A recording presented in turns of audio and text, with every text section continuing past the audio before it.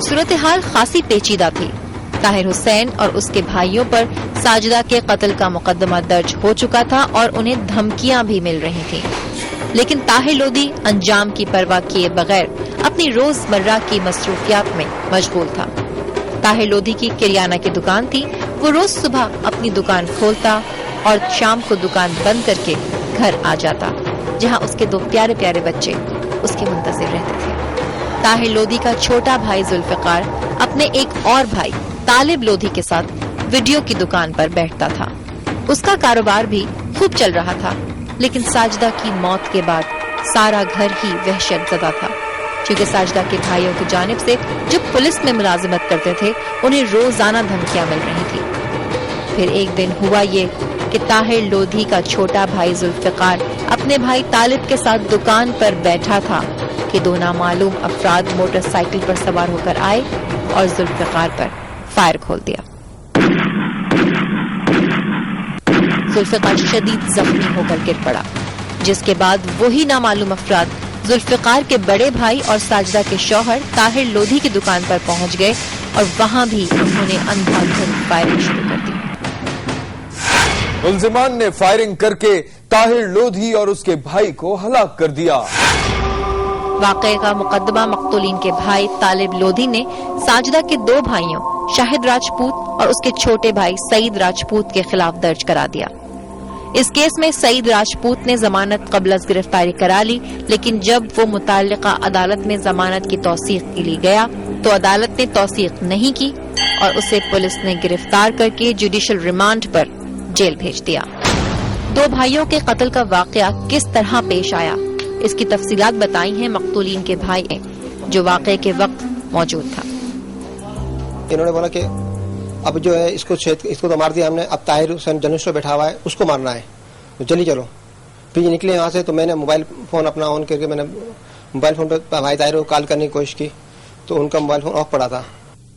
طاہر لودھی اور ذوالفقار کی والدہ اپنے بیٹوں کے قتل پر رنج و الم کی تصویر بنی ہوئی ہے۔ بیٹا میرے صاحب سے گزارش ہے کہ جلدی سے جلدی قاتل کو گرفتار کر لیا جائے، ہمیں اپنی جان کا اور ہمارے مال کا سب کا خطرہ ان ظالموں سے۔ طاہر لودھی اور ذوالفقار کا باپ ظریف لودھی بینائی سے محروم ہے، اسے بھی اپنے بیٹوں کی موت کا شدید رنج ہے۔ میرے بچوں کو بے دردی سے مارا گیا، میں تو یوسف رضا گیلانی صاحب سے یہ اپیل کرتا ہوں کہ قاتلوں کو جلد جلد گرفتار کیا اور کیفر کردار تک پہنچایا جائے۔ دوسری جانب مقتولہ ساجدہ بانو کی والدہ کا کہنا ہے کہ شادی کے بعد سے ہی ان کی بیٹی کو تشدد کا نشانہ بنایا جاتا رہا۔ ساجدہ کی موت سے 3 ماہ پہلے بھی اسے گھر سے نکال دیا گیا تھا، لیکن بعد میں داماد کی یقین دہانی پر اسے واپس بھیج دیا گیا تھا۔ اللہ جانے کیا ہوا بیٹا، کیا نہیں ہوا، مر مار کے نہر میں ڈال دی۔ اب 1.5 سال ہو گیا اسے مرا، اب میرے بچوں کے پیچھے لگ گئی۔ قتل اللہ جانے کس نے کرا کس نے نہ کرا، اب دشمنائی میں کہ ان کی دشمنائی، ان کی بہن ماری، ان نے مار دی۔ ایک میرا جیل میں پڑا، ایک ڈرتا ہوا بھاج گیا۔ ساجدہ کی ماں اور ان کے بڑے بیٹے عبدالحمید راجپوت کے مطابق لاش پر تشدد کے نشانات تھے، منہ سے جھاگ نکل رہا تھا، لیکن بعد میں اس کی پوسٹ مارٹم رپورٹ ہی تبدیل کرا دی گئی۔ رپورٹ میں سراسر تبدیلی کرائی گئی، کیونکہ شروع میں جو رپورٹ تھی اس میں زہر کے سمٹم تھے، اس کے ڈوبنے کے کوئی کہیں اس میں ایک قطرہ پانی کا نہیں تھا، اور اس کے چہرے پہ ایسے نشانات تھے جیسے اس کا منہ دبایا گیا ہو۔ انویسٹیگیشن افسر کا کہنا ہے کہ طاہر اور ذوالفقار کے قتل میں ساجدہ کے 2 بھائی ملوث ہیں اور سعید نے قتل کا اعتراف بھی کر لیا ہے۔ جی ہاں، دونوں ہی ہیں، جادار نے قبول کیا ہے تو ہم نے قتل کیا ہے۔ یہ جو سعید کو ارسٹ ہم نے کیا تھا اس سے ہم نے تفصیل کی تھی، اس نے بولا تھا۔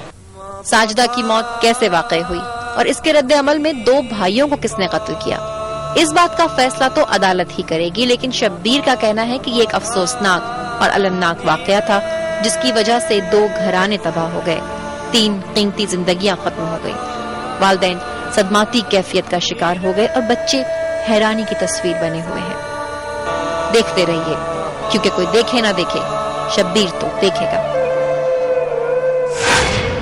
شبیر نے دیکھا ہے کچھ اور اندیکھی خبروں کو، یہ سب آپ دیکھ سکیں گے کل اسی وقت صرف ایکسپریس نیوز پر۔ देखना मत भूलिएगा, क्योंकि कोई देखे न देखे, शब्बीर तो देखेगा